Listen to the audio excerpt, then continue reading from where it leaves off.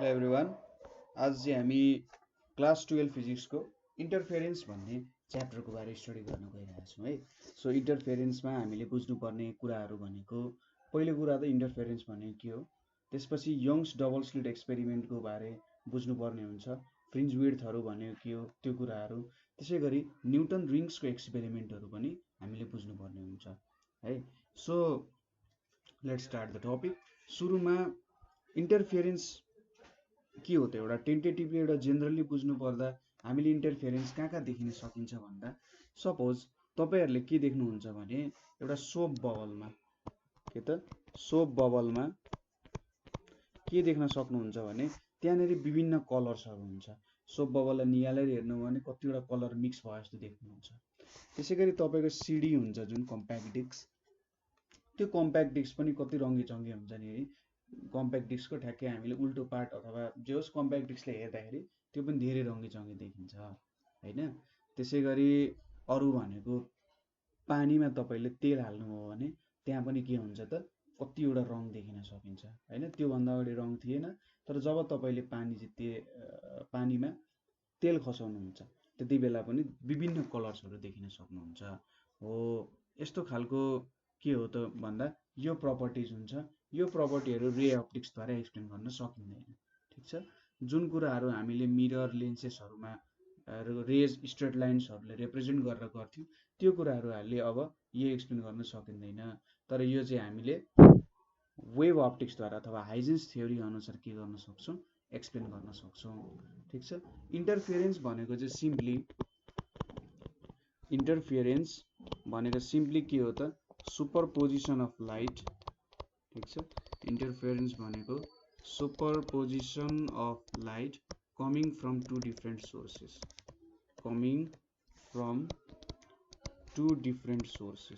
ठिक छ।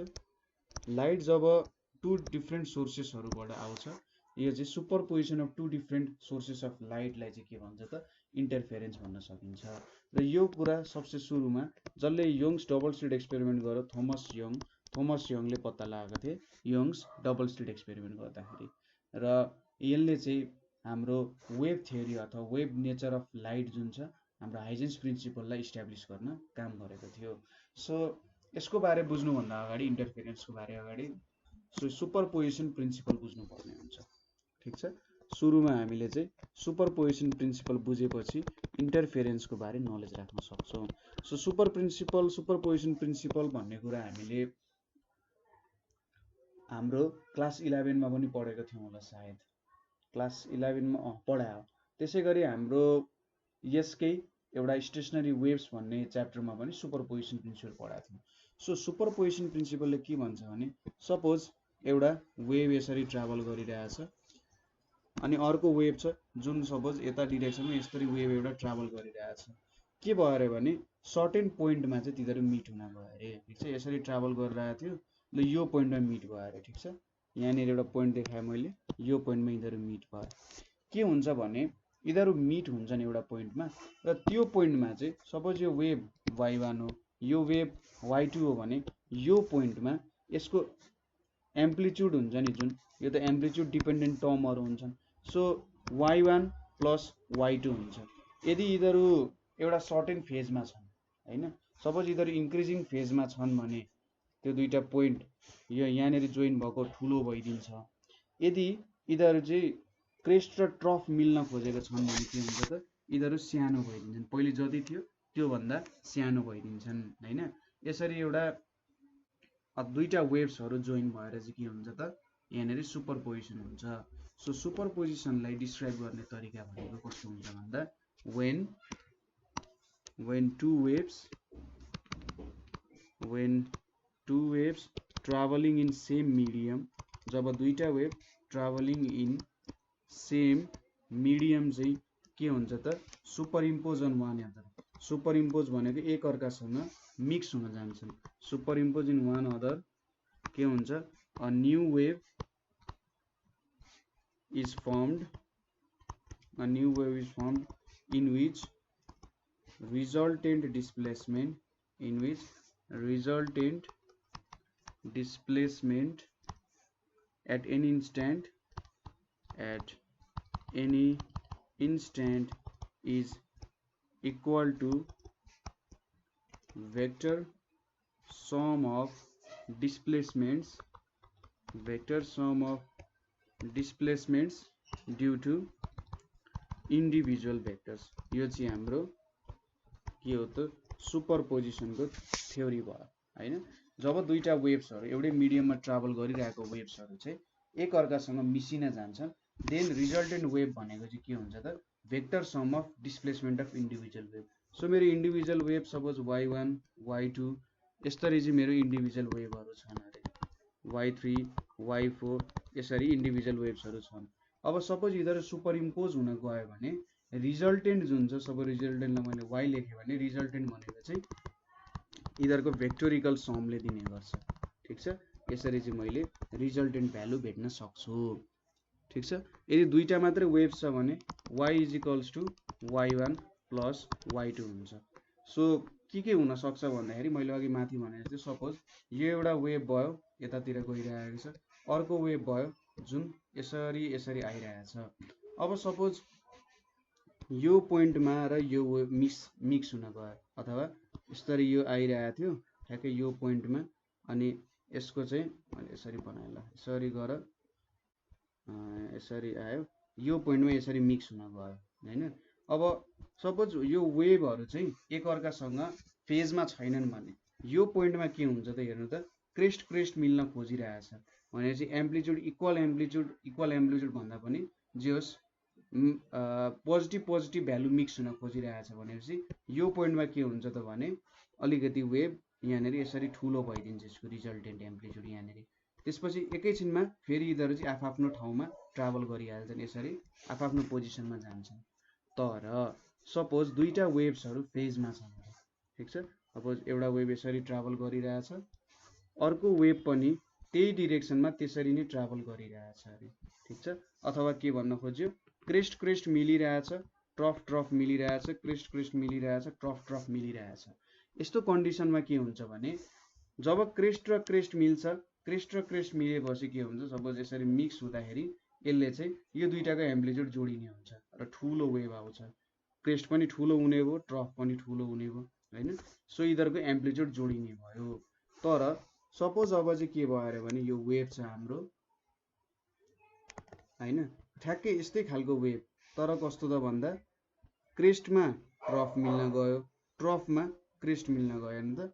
क्रेस्टमा यसको ट्रफमा यसको क्रेस्ट हैन, अलिकति फिगरेटिभ मिलेन होला, तर पनि मैले भन्न खोजेको कुरा त बुझ्नु होला ल। यसरी मैले मिलाएरै बनाएँ ल, यहाँ भयो यहाँ भयो यहाँ भयो यहाँ भयो ल। यसको क्रेस्ट र ट्रफ, यसको ट्रफ र क्रेस्ट यसरी मिक्स हुन गयो भने के छ त अपोजिट नेचरको कुराहरु मिक्स हुन गयो हैन। जब यसरी अपोजिट नेचरको कुराहरु मिक्स हुन जान्छ त्यति बेला के हुन्छ त भन्दा रिजल्टेन्ट एम्प्लिट्युड भनेको चाहिँ के हुन्छ y1 - y2 हुन्छ। सपोज यहाँको y1 हो, यो y2 हो भने y1 - y2 हुन्छ यदि क्रेस्ट र ट्रफ मिल्यो भने।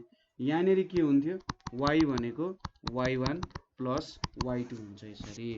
ठीक छ, हामीले यसरी भन्न सक्छौं यहाँनेरि। अथवा एम्प्लिट्युडको कुरा गर्ने नि एम्प्लिट्युड रिजल्टेन्ट एम्प्लिट्युड भनेको दुईटाको एम्प्लिट्युडको सम हुन्छ यो केसमा। यहाँनेरि चाहिँ दुईटा एम्प्लिट्युडको के हुन्छ डिफरेन्स हुन जान्छ। ठीक छ, यसरी हामीले यो कुराहरु जिक्न सक्छौं। यो कुराहरु याद गर्नु पर्यो है। सो यदि के याद गर्नु पर्यो नि यहाँबाट हामीले के बुझ्नु पर्यो भन्दा क्रेस्ट मिल्यो भने अथवा क्रेस्ट मिलिरहेछ, ट्रफ मिलिरहेछ भने एम्प्लिट्युड सम हुन्छ।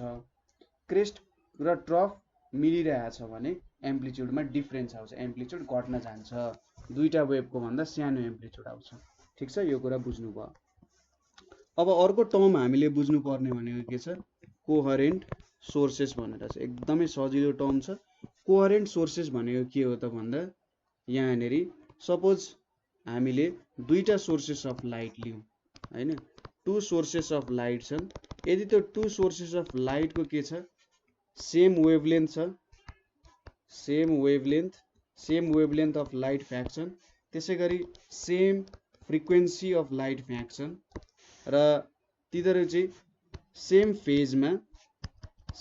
फेज और कन्स्टेन्ट फेज डिफरेन्समा छन्। Same phase or constant phase डिफरेन्समा छन् भने तिनीहरूलाई चाहिँ के भन्छ त कोहेरेन्ट सोर्स भन्छन्। ठिक छ, सेम वेभलेन्थ, सेम फ्रिक्वेन्सी र same phase or constant phase difference. So हामीले युज गर्ने टर्च लाइट कोहेरेन्ट हो कि होइन त? होइन, किनभने यहाँको दुईटा टर्च लाइट लिउँ अरे। ठिक छ, दुईटा टर्च लाइट लिउँ भने यहाँनिर विभिन्न अब व्हाइट लाइटहरूले बनेको हुन्छ, कुनै के हुन्छ। सो त्यहाँनिर हेर्दाखेरि के देखिन्छ भने यिनीहरूको लाइटको वेभलेन्थहरू पनि कति धेरै बेग्लै बेग्लै हुन्छ, फ्रिक्वेन्सी पनि डिफ्रेन्ट हुन्छ र यिनीहरू एउटा कन्स्टेन्ट फेज डिफरेन्समा पनि कहिले हिँडिरहेको हुँदैन होइन। तर लेजर लाइट लिउँ भने लेजर लाइट त एउटै लाइटको हुनसक्छ होइन, जेनरली एउटै लाइट हुन्छ। सपोज रेड लेजर लाइट हुनसक्छ, ग्रिन हुनसक्छ होइन। र यहाँनिर के हुन्छ, एउटै वेभलेन्थ हुन्छ, सबै जति वेभ निक्लिन्छ त्यसको एउटै वेभलेन्थ हुन्छ, एउटै फ्रिक्वेन्सी हुन्छ। र सपोज दुईटा रेड लेजर लाइट लिउँ भने चाहिँ यो एउटा कोहेरेन्ट सोर्स हुनसक्छ। ठिक छ, बुझ्नुभयो? सो कोहेरेन्ट सोर्स यसरी बनाउन सकिन्छ। अथवा हामीले के गर्न सक्छौँ भने यसरी हामीसँग लेजर लाइट दुईटा छैन भने एउटा लेजर लाइट लिने, एउटा लेजर लाइटलाई चाहिँ दुईटा स्लिटबाट यसरी के गर्ने, पास गराउने। सपोज यहाँ पास गर्नुको मतलब त यसरी एउटा वेभ फ्रन्ट आउँछ होइन, यो पोइन्टमा पुग्दा र यो पोइन्टमा पुग्दा। र यहाँबाट अब सपोज यो पोइन्टमा पुग्दाखेरि यहाँ जुन एउटा नयाँ सोर्स आइपुग्यो, यो पोइन्टमा त नयाँ सोर्स भयो, यसले के गर्छ, सेकेन्डरी वेभलेट्सहरू फर्म गर्छ। यहाँनिर सेकेन्डरी वेभलेट्सहरू फर्म गर्छ र एउटा सोर्स के भयो त, यो पोइन्ट र यो पोइन्टमा आएपछि दुईटा सोर्स जस्तो एक्ट गर्यो कि गरेन त होइन। एउटा सोर्स चाहिँ यो दुईटा स्लिटको पोइन्ट्सहरू जुन छ, यो स्लिटको पोइन्ट्सहरूमा चाहिँ दुईटा सोर्सहरू जस्तो एक्ट गर्यो। सो यसरी चाहिँ जब दुईटा सोर्स जस्तो एक्ट गरिरहेछ यसलाई चाहिँ कोहेरेन्ट सोर्सेस अफ लाइट भनेर भन्न सकिन्छ। ठिक छ, सो यसरी चाहिँ हामीले कोहेरेन्ट सोर्स अफ लाइट भनेको के हो भन्ने कुराहरू पनि बुझ्यौँ। सो दुईटा इन्डिपेन्डेन्ट सोर्स अफ लाइटहरू छन् भने जेनरली तिनीहरू कोहेरेन्ट हुन सक्दैनन्। ठिक छ, दुईटा इन्डिपेन्डेन्ट सोर्स अफ लाइटहरू छन् भने तिनीहरू कोहेरेन्ट सोर्स हुन सक्दैनन्। हामीले यहाँनिर एउटा प्यारेन्ट सोर्स दिउँ। ठिक छ, मजाले बुझौँ न त अझै। यो भनेको हाम्रो प्यारेन्ट सोर्स, एउटा सिङ्गल सोर्स, यो चाहिँ मोनोक्रोमेटिक बिम हुन्छ। अब यहाँबाट यो स्लिटहरू छ, स्लिट S1 र S2 छ, अलिकति यतापट्टि बनाउँ। जब लाइट चाहिँ यो पोजिसनमा पुग्यो यहाँनिर, यहाँ पुग्दाखेरि अब के हुन्छ, यहाँको पोइन्टहरूले चाहिँ के गर्छ त, नयाँ सोर्सको रूपमा एड गर्न सक्छ। हामीले वेभ नेचर अफ लाइटमा पढाएको थियौँ कि जुन वेभ फ्रन्ट हुन्छ, वेभ फ्रन्टको हरेक पोइन्टहरू चाहिँ नयाँ सोर्स अफ लाइट जस्तो एड गर्न सक्छ। सो यहाँनिर त यो पोइन्टमा र यो पोइन्टमा के भयो त, यो प्यारेन्ट सोर्स मोनोक्रोमेटिक। मोनोक्रोमेटिक भनेको एउटै मात्र, जस्तै रातो मात्रै लाइट अथवा हरियो मात्रै लाइट अथवा कुनै एउटा सिङ्गल वेभलेन्थ भएको लाइट भयो। सो यो दुईटा पोइन्टमा पुग्दाखेरि त यहाँ त यो एउटा सोर्स भयो, यो एउटा छुट्टै सोर्स भयो। यही सोर्स यहाँनिर सोर्स भएको त होइन नि, यहाँनिर एउटा छुट्टै सोर्स छ, यहाँनिर अर्को छुट्टै सोर्स छ। सो यिनीहरू भनेको के हुन्छ, डेराइभ्ड सोर्सेसहरू हो यिनीहरू। ठिक छ, र यो डेराइभ्ड सोर्सेसहरूद्वारा के गरिन्छ त, लाइटहरू निस्किन्छ, लाइटको वेभ फ्रन्ट्सहरू निस्किन्छ। सो यहाँनिर एउटा सोर्सबाट हामीले दुईटा सोर्स बनायौँ जुन चाहिँ के छ त, कोहेरेन्ट सोर्स हुन जान्छ। ठिक छ, यसरी हामीले कोहेरेन्ट सोर्स अफ लाइटहरू बनाउन सक्छौँ। सो कोहेरेन्ट सोर्समा मेन यो तीनटा कुरा चाहिँ बुझ्नुपर्ने हुन्छ, अरू त्यस्तो खासै केही बुझ्नुपर्ने हुँदैन। जस्ट मैले एउटा एक्जाम्पल दिएँ कि यहाँ यसरी कोहेरेन्ट सोर्सेस अफ लाइट चाहिँ बनाउन सकिन्छ। ठिक छ, अब हामीले बुझ्नुपर्ने मेन टर्म आयो जुन चाहिँ के हो त, इन्टरफियरेन्स अफ लाइट। ठिक छ, इन्टरफियरेन्स अफ लाइट। सो इन्टरफियरेन्स अफ लाइटले के भन्छ त भन्दा, सपोज के गरियो अरे भन्दा एउटा सिङ्गल सोर्स अफ लाइट छ, एउटा single source of light, single source of light चाहिँ हामीले अन गऱ्यौँ अरे। त्यो लाइटको सिङ्गल सोर्स अन गर्दाखेरि के हुन्छ, त्यसको इनर्जी के हुन्छ, युनिफर्मली डिस्ट्रिब्युट हुन्छ। इनर्जी युनिफर्मली डिस्ट्रिब्युट हुन्छ सबैतिर। ठिक छ, सपोज तपाईँले घरमा बत्ती बाल्दाखेरि, तपाईँले घरमा सपोज बिचमा बत्ती बाल्नु भने सबैतिर इक्वली लाइट पुग्छ नि, हो। एउटा सिङ्गल सोर्स अफ लाइट छ, त्यो लाइट पनि तपाईँले बाल्नु भयो अथवा अन गर्नुभयो भने सबै पोजिसनमा के छ, यदि मिडियम सेम छ भने इक्वल्ली के हुन्छ, लाइट इनर्जी डिस्ट्रिब्युट हुन्छ। तर जब हामीले टु कोहेरेन्ट सोर्सेसहरू, two coherent sources P and Q use गर्छौँ। ठिक छ, two coherent sources P and Q use गर्दाखेरि के हुन्छ त भन्दा त्यहाँनिर सुपर पोजिसन हुन्छ ठीक छ। त्यहाँनेरि के हुन्छ सुपरपोजिसन हुन्छ र सुपरपोजिसन भएपछि सराउन्डिङमा के हुन्छ नन युनिफर्म इनर्जी डिस्ट्रिब्युसन हुन्छ, नन युनिफर्म इनर्जी डिस्ट्रिब्युसन हुन्छ। ठीक छ, नन युनिफर्म इनर्जी डिस्ट्रिब्युसन हुन्छ। सो यो नन युनिफर्म इनर्जी डिस्ट्रिब्युसन कसरी हुन्छ होला भन्दा सपोज एउटा लाइट सोर्स यो P भयो र अर्को Q छ, यिनीहरू चाहिँ के छन् त कोहेरेन्ट सोर्सेसहरू छन्। सो कस्तो हुने रहेछ भन्दाखेरि ठिक छ अलिकति यो माथि जाउँ र त्यसपछि यहाँको कुराहरू बुझ्नुलाई है त यो कुराहरू ठ्याक्कै एकैछिनमा हामीले 2 मिनेटमा बुझ्नुपर्ने हुन्छ। सो दुईटा कोहेरेन्ट सोर्सेसहरू हामीले राख्यौँ र तिनीहरूलाई अन गर्यौँ भने तिनीहरूले चाहिँ non uniform distribution of energy produce गर्ने रहेछ नि त।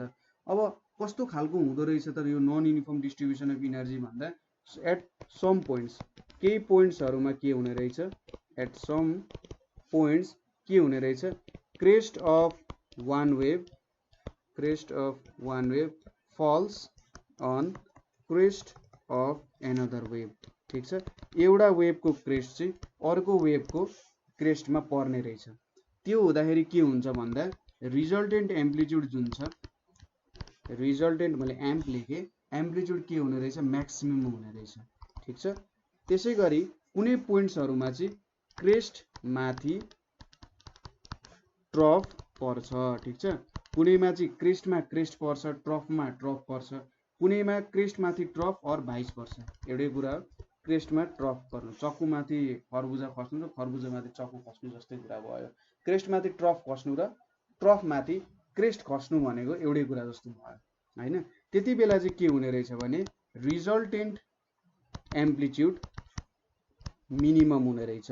हामीले अघि पढ्यौँ सुपरपोजिसन प्रिन्सिपलमा जब क्रेस्ट र क्रेस्ट मिट हुन्छ त्यति बेला एम्प्लिट्युड जोडिन्छ, जब क्रेस्ट र ट्रफ मिट हुन्छ त्यति बेला एम्प्लिट्युड घटाइन्छ।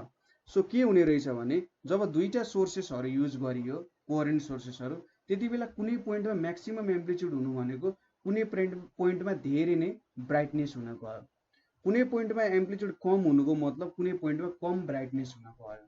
ठीक छ, इन्टेन्सिटी कम हुन गयो हैन। सो यसलाई नै के भनिन्छ त इन्टरफेरेन्स अफ लाइट भनिन्छ। ठीक छ, कुनै पोइन्टमा चाहिँ क्रेस्ट र क्रेस्ट मिलेर इन्टेन्सिटी म्याक्सिमम हुँदो रहेछ हैन, लाइट एकदम चकिलो देखिन्छ। कुनै पोइन्टमा चाहिँ इन्टेन्सिटी 0 नै हुने रहेछ र त्यहाँनेरि लाइटै देखिँदैन। सो यहाँबाट के बुझ्यो भने यो चाहिँ एउटा इन्टरफेरेन्स हुन्छ, यसलाई चाहिँ इन्टरफेरेन्सको फेनोमेनन भनेर भनिन्छ। सो इन्टरफेरेन्सलाई डिफाइन गर्नु पर्दा interference of light is the phenomenon of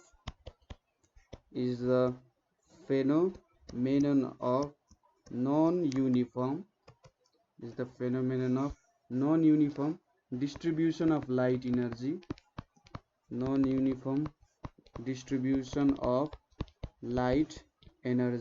ठीक छ, non uniform distribution light energy in a medium due to superposition of light waves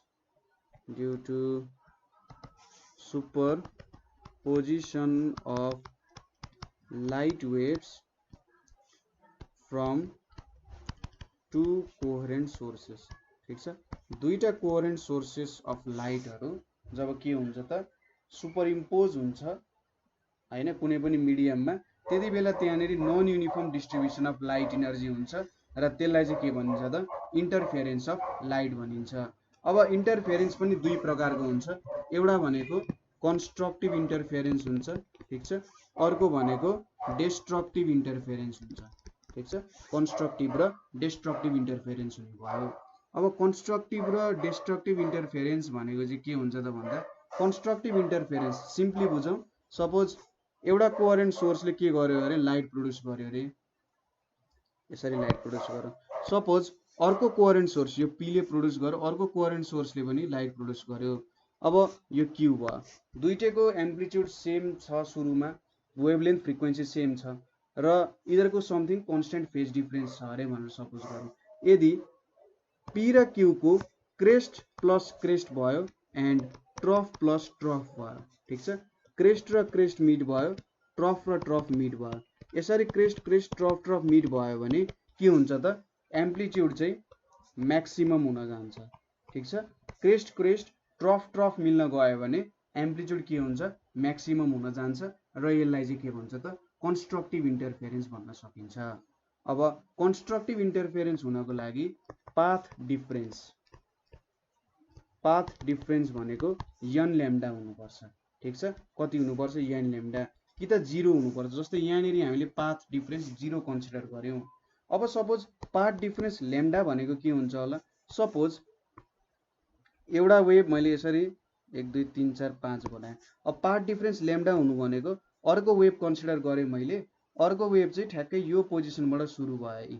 हेर्नु त यसरी सुरु भयो भने यिनीहरूको बीचको पाथ डिफरेन्स त कति छ त, यिनीहरूको बीचको पाथ डिफरेन्स भनेको त ल्याम्डा छ नि। हो, ल्याम्डा पाथ डिफरेन्स भयो भने के हुने रहेछ, यहाँनिर हेर्नु त क्रेस्ट क्रेस्ट ट्रफ ट्रफ मिल्ने रहेछ हैन। सो यसरी पनि के हुने रहेछ कन्स्ट्रक्टिभ इन्टरफेरेन्स हुने रहेछ। 2 ल्याम्डा भनेको यो पोजिसन दुईटा वेभ बनिसकेपछि ठ्याक्कै यो पोजिसनबाट हामीले स्टार्ट गर्यौं भने पनि के हुन्छ त यहाँनिर कन्स्ट्रक्टिभ इन्टरफेरेन्स हुने रहेछ। ठीक छ, सो यति बेला चाहिँ हामीले कन्स्ट्रक्टिभ इन्टरफेरेन्स गराउन सक्ने रहेछौं। अब डिस्ट्रक्टिभ इन्टरफेरेन्स भनेको के हो भने यहाँनिर चाहिँ एम्प्लिट्युड मिनिमम हुन जान्छ। एम्प्लिट्युड के हुन्छ मिनिमम हुन जान्छ। सो एम्प्लिट्युड मिनिमम हुनुको मतलब क्रेस्ट र ट्रफ र क्रेस्ट मिट भएन। कस्तो कन्डिसनमा हेर्नु त, सपोज यहाँनिर मैले यसरी दिए, यस्तै खालको पी जस्तै अर्को वेभ छ, यहाँनिर चाहिँ यसरी ल ठ्याक्कै उल्टो आएर ल यसरी उल्टो आयो भने सुल्टै भयो हुन थाल्यो त है। यहाँनिर यसरी बनाएँ मैले, यहाँ यसरी बनाएँ, यहाँ यसरी बनाएँ, यहाँ यसरी बनाएँ, यहाँ यसरी बनाएँ, यहाँ यसरी बनाएँ। ल अब यहाँनिर के हुन्छ त यो क्यू भयो। अब यहाँनिर ठ्याक्कै क्रेस्ट र ट्रफ मिलेको छ हैन, क्रेस्ट र ट्रफ, यहाँनिर ट्रफ र क्रेस्ट यसरी मिट भयो भने यति बेला के हुन्छ एम्प्लिट्युड मिनिमम हुन्छ र एकदमै मधुरो लाइट बल्छ। ठीक छ, यो भनेको चाहिँ के हो त हाम्रो डिस्ट्रक्टिभ इन्टरफेरेन्स हो। ठीक छ, यहाँ चाहिँ के भन्न सकिन्छ त भन्दा फेज डिफरेन्स चाहिँ कति हुन्छ त लगभग 180 डिग्रीको फेज डिफरेन्स हुन्छ हैन। 180 डिग्रीको के हुन्छ फेज डिफरेन्स हुन्छ र क्रेस्ट क्रेस्ट ट्रफ ट्रफ चाहिँ सरी क्रेस्ट ट्रफ क्रेस्ट चाहिँ एकअर्कासँग मिट हुन जान्छ। ठीक छ, सो यो कुरा भयो। यहाँनिर मैले तपाईलाई पार्ट डिफरेन्सको अनुसार त भनेको थिएँ हैन। अब यहाँनिरको पार्ट डिफरेन्स भनेको n+1/2 ल्याम्डा हुन्छ। सो कसरी n+1/2 ल्याम्डाले यो दिन्छ होला त, सपोज मैले n = 0 सपोज गरेँ भने पाथ डिफरेन्स भनेको कति हुन्छ λ/2 हुन्छ। सो मैले λ/2 लिएर सपोज यो मेरो p वेभ भयो, यसरी मैले एउटा दुईटा तीनवटा र चारवटा वेभ लिए। अब पाथ डिफरेन्स λ/2 हुनुको मतलब यतिबाट मैले वेभ बनाउन सुरु गरेँ। ठीक छ, यहाँ यति भनेको त λ/2 हुन्छ, यति भनेको λ/2 हुन्छ, जोड्दाखेरि λ आउँछ।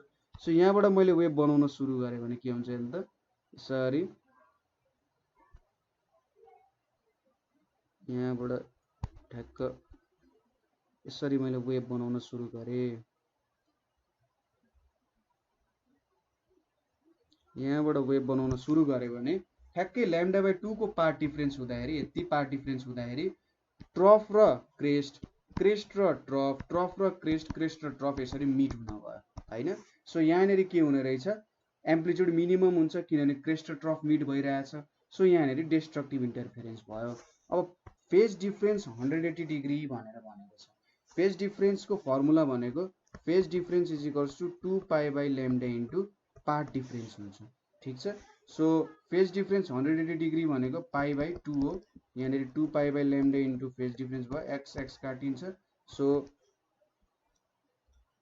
180 डिग्री भनेपछि त पाई मात्रै हुन्छ, सरी मैले π/2 लेखेको छु, 90 पाई हुन्छ। सो काटियो, π/2 = पार्ट डिफरेन्स हुन्छ। सो 180 डिग्रीको फेज डिफरेन्स हुँदाखेरि पार्ट डिफरेन्स π/2 हुने रहेछ, सरी λ/2 हुने रहेछ। सो यसले डिस्ट्रक्टिभ इन्टरफेरेन्स दिने रहेछ। यहाँनिर चाहिँ अब हाम्रो यतापट्टि जेनरली फेज डिफरेन्स त्यस्तो हुँदैन। यहाँनिरको फेज डिफरेन्स भनेको अब एउटा 360 हैन, सपोज क्यालकुलेट गर्न सकिन्छ। सपोज फेज डिफरेन्स भनेको 2π/λ इन्टु पार्ट डिफरेन्स हो। मैले पार्ट डिफरेन्स λ सपोज गरेँ भने के हुन्छ λ = 2π हुन्छ। सो यसरी 0 360 हैन अनि यस्तैको मल्टिपलमा आयो भने पाथ फेज डिफरेन्स 0 360 डिग्रीको फेज डिफरेन्सहरू छ भने कन्स्ट्रक्टिभ हुन्छ। तर फेज डिफरेन्स भनेको 90 180 270 यस्तो खालको छ। ठिक छ, यसरी आयो भने चाहिँ यो भनेको के हुन्छ, हाम्रो डिस्ट्रक्टिभ इन्टरफेरेन्स हुन जान्छ। ठिक छ, यो कुराहरू बुझ्नुभयो होला है, सजिलो छ, त्यस्तो केही गाह्रो छैन। अब यसपछि हामीले कुरा गर्नुपर्ने अर्को भनेको अप्टिकल पाथ भनेको के हो। खासै युज त हुँदैन, हामीले धेरै ठाउँमा युज गरिरहेको त हुँदैन, तर अप्टिकल पाथ बुझाउन मन लाग्यो। अप्टिकल पाथ भनेको चाहिँ यसलाई जेनरली यलले डिनोट गरिन्छ। यो भनेको केही होइन, सपोज लाइटको स्पिड भ्याक्युममा c हुन्छ, यो भनेको भ्याक्युमको स्पिड हो हैन। यसले के दिन्छ त, भ्याक्युमको स्पिड दिन्छ। त्यसै गरी कुनै पनि मिडियममा लाइटको स्पिड v छ अरे। सपोज अब लाइटले चाहिँ के गर्दो रहेछ त भन्दा भ्याक्युममा यल डिस्टेन्स ट्राभल गर्दो रहेछ। ठिक छ, के गर्दो रहेछ त भ्याक्युममा यसले यल डिस्टेन्स ट्राभल गर्दो रहेछ हैन, र यसले चाहिँ कुनै पनि मिडियममा डी डिस्टेन्स ट्राभल गर्दो रहेछ टाइम एउटै टाइम t मा। ठिक छ, त्यही त हो, किनभने भ्याक्युममा त धेरै स्पिड हुन्छ, त्यही टाइममा धेरै डिस्टेन्स कभर गर्न सक्छ। कुनै पनि मिडियममा के हुन्छ, थोरै स्पिड हुन्छ, थोरै डिस्टेन्स कभर गर्छ। सो अप्टिकल पाथले चाहिँ जेनरली के दिन्छ भने यो दुईटा बीचको रिलेसन दिन्छ। ठिक छ, कति चाहिँ ट्राभल गर्न सक्छ होला भन्ने कुरा दिन्छ यसले। सपोज यसले के दियो भने product of distance travelled by light in a medium and refractive index of medium is called optical path.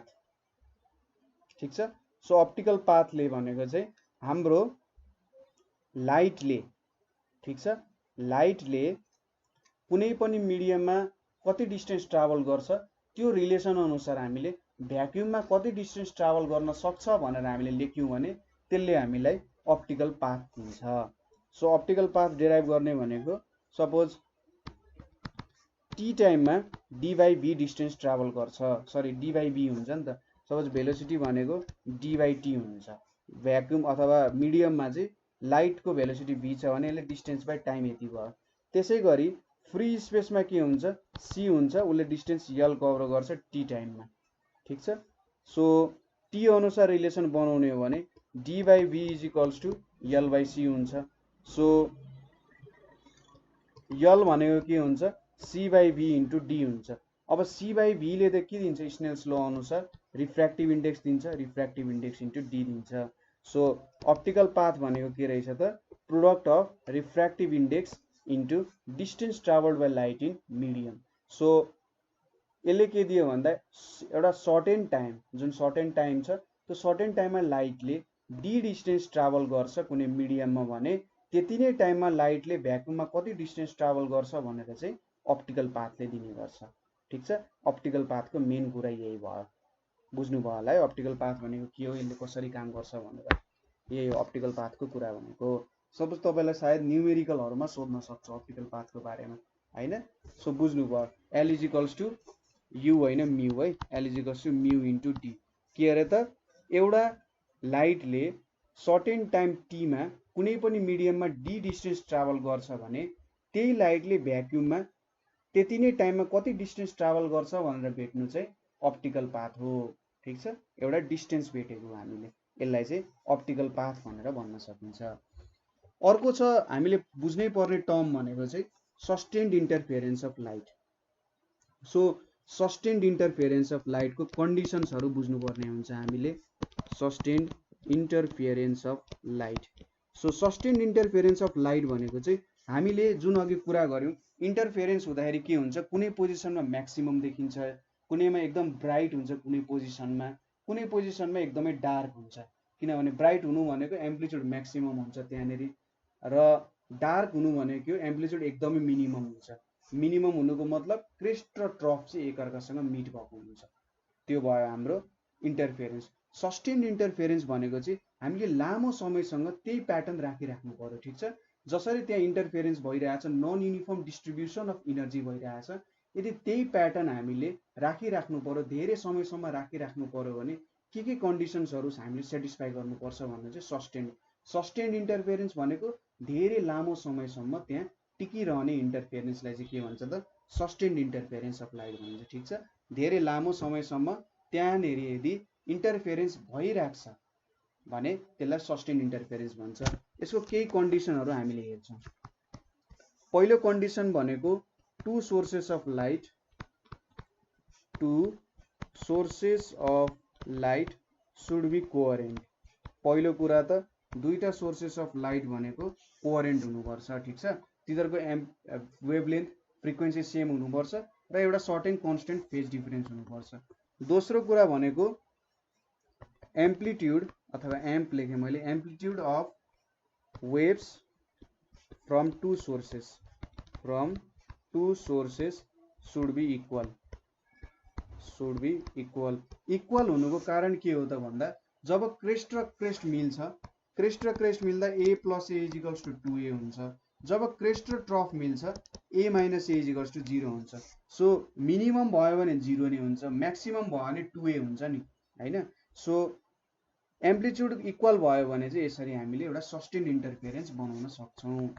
थर्डमा के गर्छ भन्दा sources should be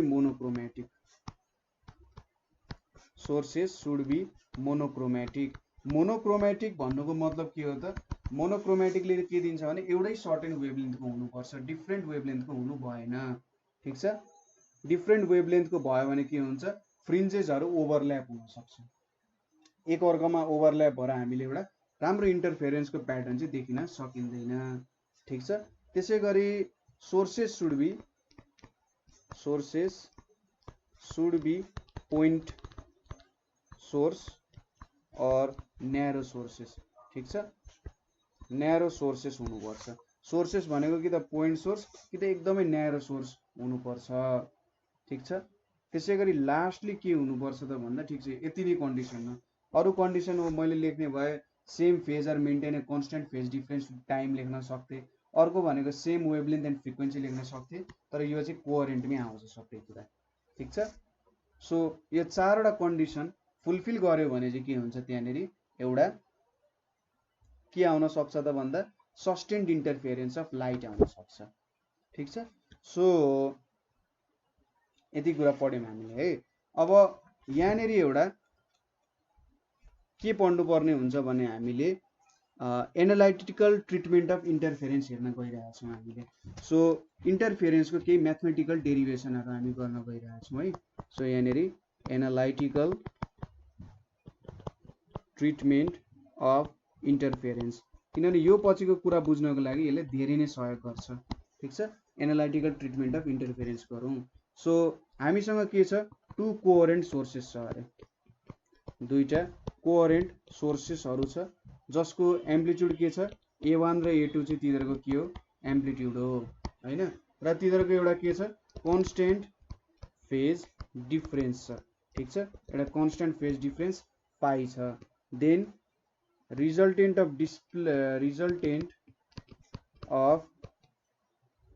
displacement of resultant waves है। सो डिस्प्लेसमेन्ट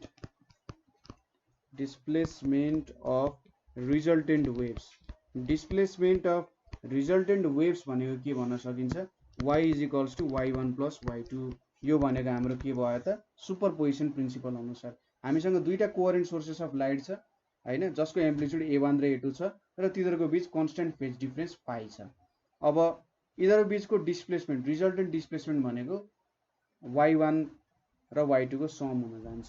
सो अब y1 भनेको चाहिँ a1 sin ओमेगा t छ, त्यसैगरी y2 भनेको चाहिँ के छ, a2 sin omega t plus phi छ हैन, यिनीहरुको एउटा समथिङ कन्स्टेन्ट फेज डिफरेन्स छ।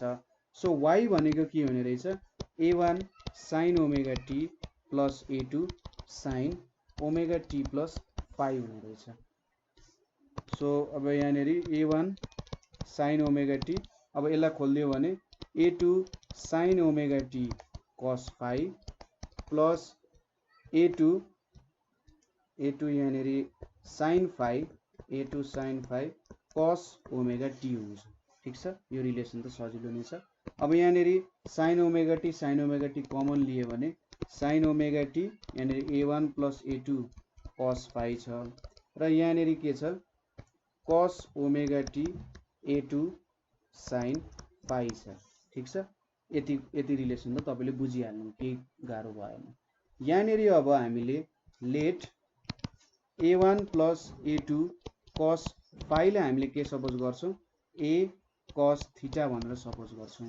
ठीक छ, हामीले के सपोज गर्यौं a1 plus a2 cos phi लाई a cos थीटा भनेर सपोज गर्यौं।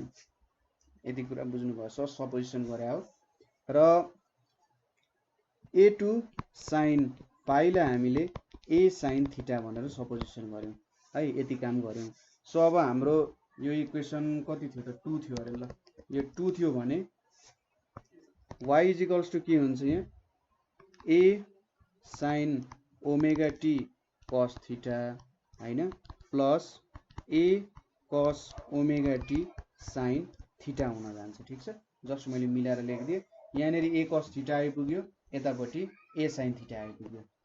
सो अब यहाँनेरि के आउँछ y equals to a common लियो भने sin omega t plus theta आइपुग्छ। यति हाम्रो रिलेसन आयो। सो यो इक्वेसन थर्डले चाहिँ के दिन्छ त रिजल्टेन्ट डिस्टर्बेन्स दिन्छ, रिजल्टेन्ट डिस्टर्बेन्स दिन्छ। ठीक छ, रिजल्टेन्ट डिस्टर्बेन्स दिँदैछ।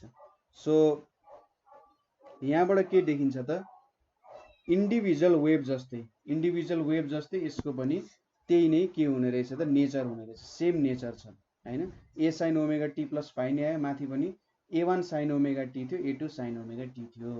सो यहाँनेरि यसको रिजल्टेन्ट एम्प्लिट्युड a छ अनि इधरको फेज डिफरेन्स थीटा छ भनेर आयो जस्तो भयो हैन।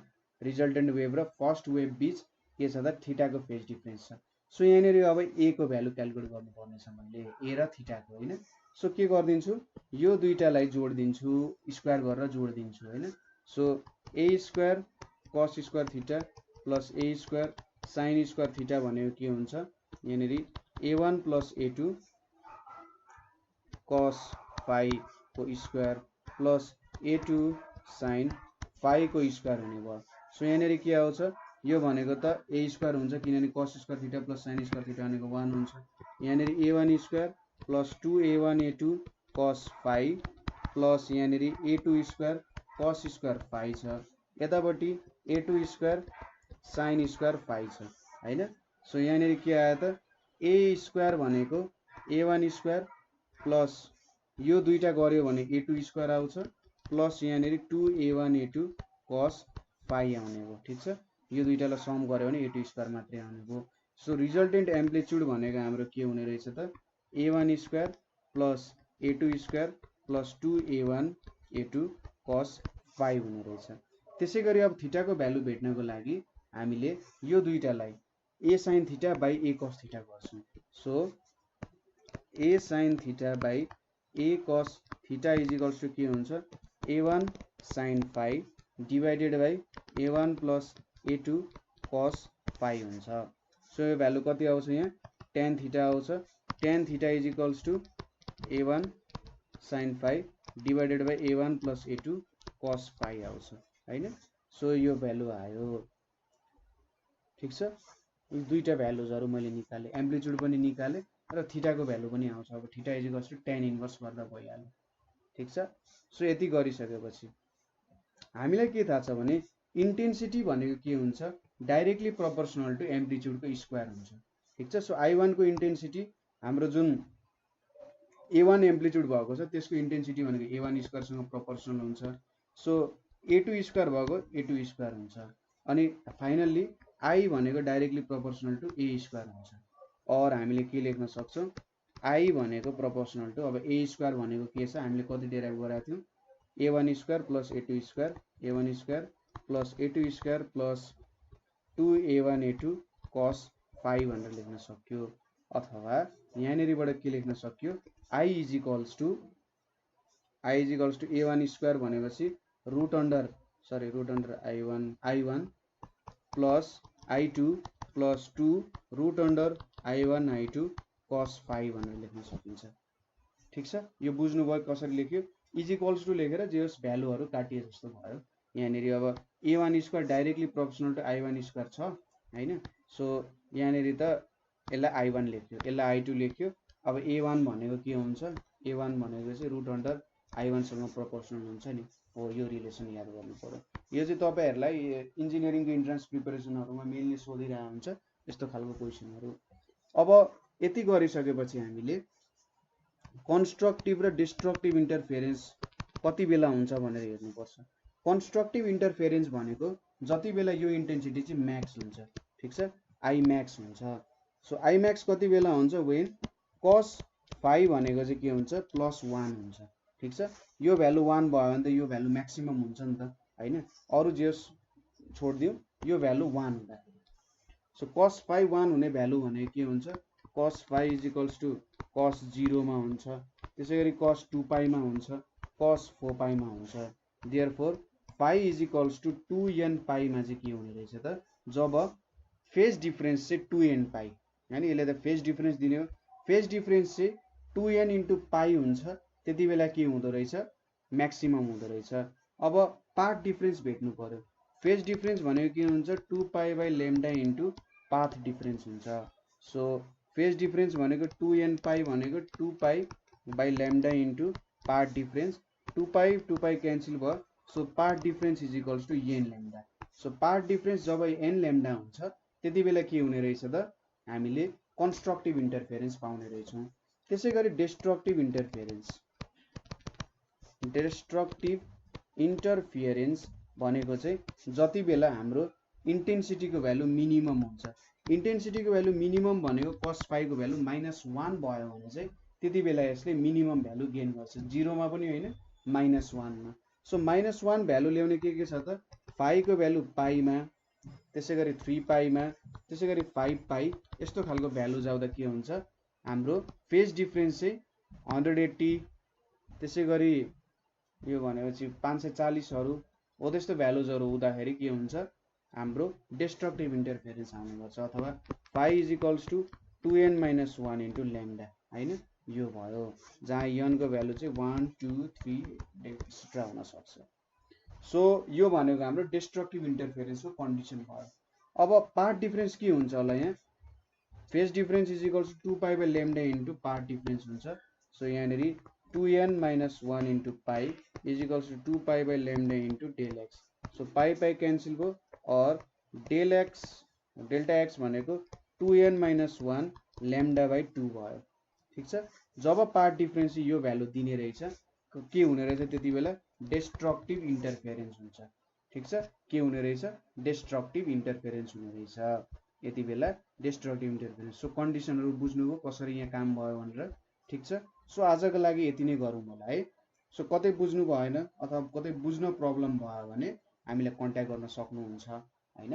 सो बुझ्नु भएन भने सोध्नु होला है, किनभने यो कुराहरु सिम्पलै छ, अलिकति थोरै न्यूमेरिकल भ्यालुजहरु मात्रै निकालेको हो, हैन। यो भ्यालुजहरु बुझिहाल्नुहुन्छ कसरी काम भएको हो भनेर, किनभने 11 को फिजिक्सहरुमा हामीले धेरै भेक्टर सम्बन्धी न्यूमेरिकलहरु गराएको थियौं, हैन। यहाँबाट बुझिहाल्नुहुन्छ।